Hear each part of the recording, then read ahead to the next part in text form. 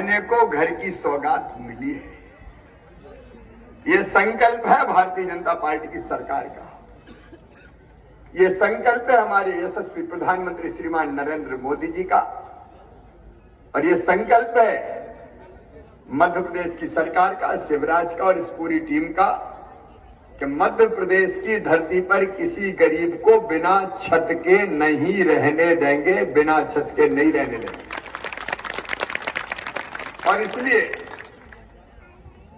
केंद्र सरकार 1.5 लाख रुपया देती है, राज्य सरकार हमने 1.5 लाख रुपया दिया, कुछ क्रॉस सब्सिडी का इंतजाम किया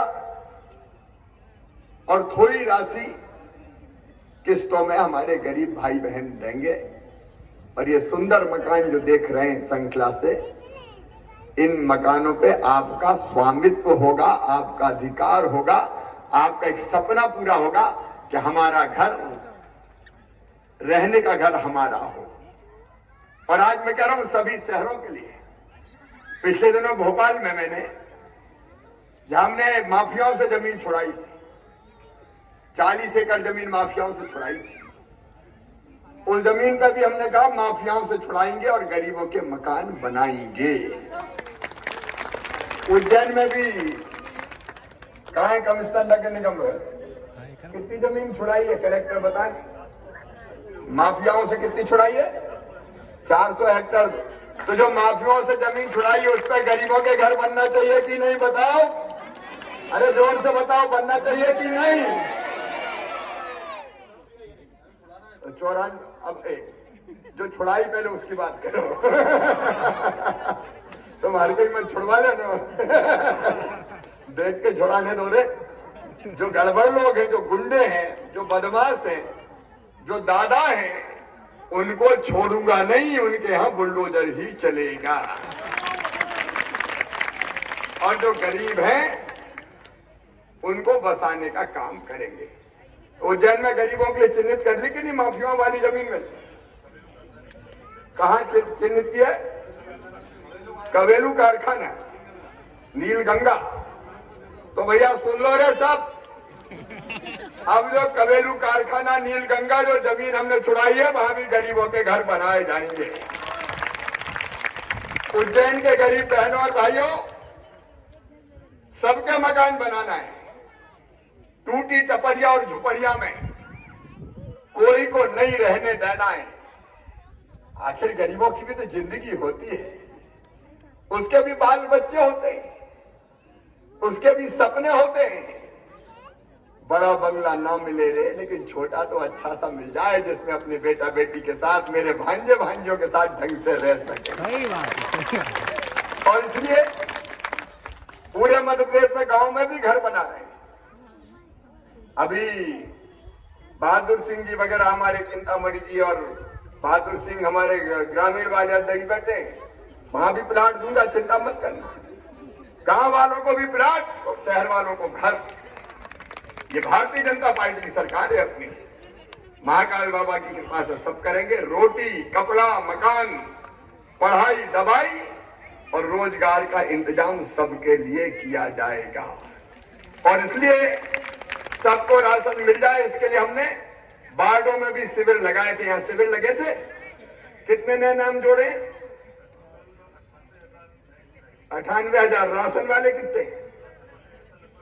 6,000। सुन लो रे भैया, कोई भाषण भाषण नहीं दे रहा। जो गरीब भाई बहन है उन सबको 5 किलो मोदी जी गरीब कल्याण, प्रधानमंत्री गरीब कल्याण योजना का, और 5 किलो मामा मुख्यमंत्री अन्नपूर्णा योजना का 10 किलो प्रति व्यक्ति अनाज मिल रहा है, मिलेगा। कोई रहेगा हो तो बता देना, कोई कमी नहीं अपने खजाने में। भैया देख लो, और कोई बचे हो तो ढूंढ ढूंढ के ले आओ। राम की चिड़ैया, राम कोई खेत, खावली चिड़ैया, भर भर पेट, कोई गरीब भूखा नहीं सोए। राशन मिल जाए, रहने को मकान हो जाए, फिर बच्चों की पढ़ाई भी हो जाए। अच्छा मुझे बताओ, गरीब के बच्चों में बुद्धि होती कि नहीं होती? अरे जोर से बताओ ना। अरे इतने गरीब परिवारों से आने वाले बच्चे बड़े बड़े काम कर रहे हैं, आप कल्पना नहीं कर सकते।